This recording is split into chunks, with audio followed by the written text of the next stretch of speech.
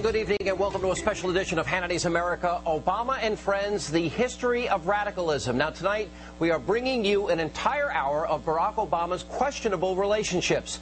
Now we'll have exclusive information never revealed before about his ties to controversial people and radical groups. Now first on the rundown, Barack Obama and his mysterious college years. Barack Obama is said to be a great speaker. Tonight I speak to you not as a candidate for president, a politician with impressive oratory skills. And that's what I intend to do. But there's one thing the articulate and well-spoken presidential candidate is mum about, and that's his college years. Now we know he spent 2 years studying in California at Occidental College, about which he told Newsweek magazine, quote, "The 2 years I spent there were a dead end." Then he moved on to New York and Columbia University, and that's where the roadblock begins. It seems he's gone to great lengths to keep his college years a secret. One of the few details that Obama mentions about his time in New York is his roommate, a Pakistani he calls Sadiq in his book. He was dabbling in cocaine at the time he was living with Obama. Siddiqui maintains that they did not do drugs together. Obama has admitted that he too dabbled in drugs. I spent the last 2 years of high school in a daze, drank beer heavily, and tried drugs enthusiastically. But he says he stopped shortly after his father's death. Now Fox News tracked down Sadiq, whose real name turned out to be Sehol Siddiqui, but he refused to talk to us. David Bossie of Citizens United believes that when it comes to answering questions involving his controversial past, for Obama, it's business as usual. Barack Obama definitely has something to hide. Many believe it was during these formative college years that his radical beliefs and relationships began. Barack Obama and Barack Obama's campaign will not release any information on his time at Columbia or Harvard, and will not allow Columbia or Harvard to release any information. So we're really dealing with, with very limited information. Even the Obama-friendly New York Times has reported that, quote, Obama declined repeated requests to talk about his New York years, release his Columbia transcript, or identify even a single fellow student, co-worker, roommate, or friend from those years. One of the most sought-after pieces from Obama's college past is his senior thesis. Try and find that, and you'll come up with the same thing. Nothing. No one has found a copy of it. We have not been able to uncover it, and we've actually put ads in newspapers trying to find it. So why wouldn't Obama want us to see his thesis? The title of his senior thesis was Soviet Nuclear Disarmament in 1983, at the height of the Cold War. At the time, the very time President Reagan was putting forth policies of peace through strength. What did Barack Obama believe? And this comes at the same time where he says he would sit down unconditionally with North Korea, with Iran.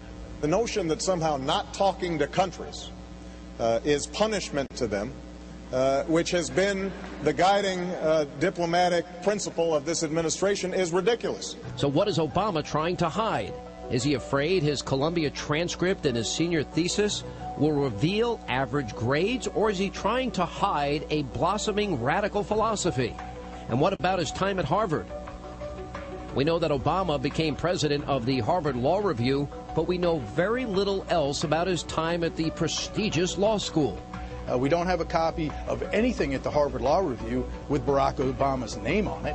And how did he get into the ultra-exclusive Harvard Law School anyway? Percy Sutton, who's a former borough president of Manhattan and a former lawyer for Malcolm X, may have inadvertently given us the answer. In an interview with a local New York City news station, Sutton said that a known radical extremist with ties to the Saudi government personally asked him to help Obama get into Harvard. I was introduced to him by a friend who's raising money for him. The friend's name is Dr. Khalid Al-Mansour. This explosive interview and piece of evidence appears to connect Barack Obama to Dr. Khalid Al-Mansour, a top advisor to a key Saudi Arabian official and a former mentor to the Black Panther Party. Al-Mansour is a name that most Americans are not familiar with, but he is a familiar figure in African American communities here in the United States and Muslim communities around the world. Al-Mansour is an author, a lawyer, a Saudi advisor, an Orthodox Muslim, a black nationalist, and an outspoken enemy of the State of Israel. Take a listen to his views on Jewish people. But the white Jews took over Judaism, and they are the ones who are saying, we want Jerusalem. We want Samaria. We want the Arab land. And they say, when you ask them, why do you want them? They say, God gave it to us. That's a lie. And listen to what he says about white America. So white people don't feel bad. Whatever you do to them, they deserve it. God wants you to do it. And that's where you cut off the nose, cut off the ears, take flesh out of their body. Don't worry. God wants you to do that. That sounds like some of Obama's other friends. Oh, I am so glad that I got a God who knows what it is to be a poor black man in a country and a culture that is controlled by and run by rich white people. Before entering Harvard, Obama worked briefly as a community organizer for the Chicago-based Gamaliel Foundation, which is founded on the principles of the radical socialist Saul Alinsky, considered by many to be the godfather of community organizing. Tell us about, for example, the relationship as it relates to the belief system of Saul Alinsky.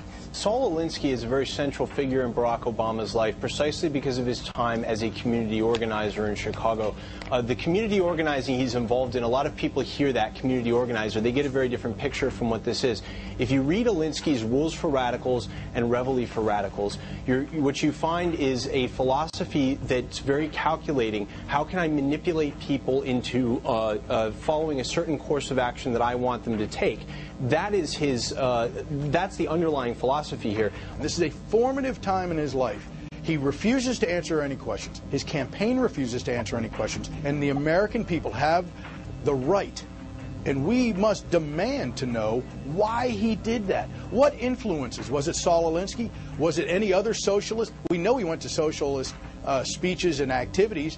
What were his activities? Who was he associating himself with? And what was he listening to? What were his influences? So those are the questions we need to know before we make an educated decision in November. Obama's reluctance to talk about, quote, the college years adds to the growing suspicions of many that the Illinois senator has a background in radicalism that he'd rather not talk about. Keep moving.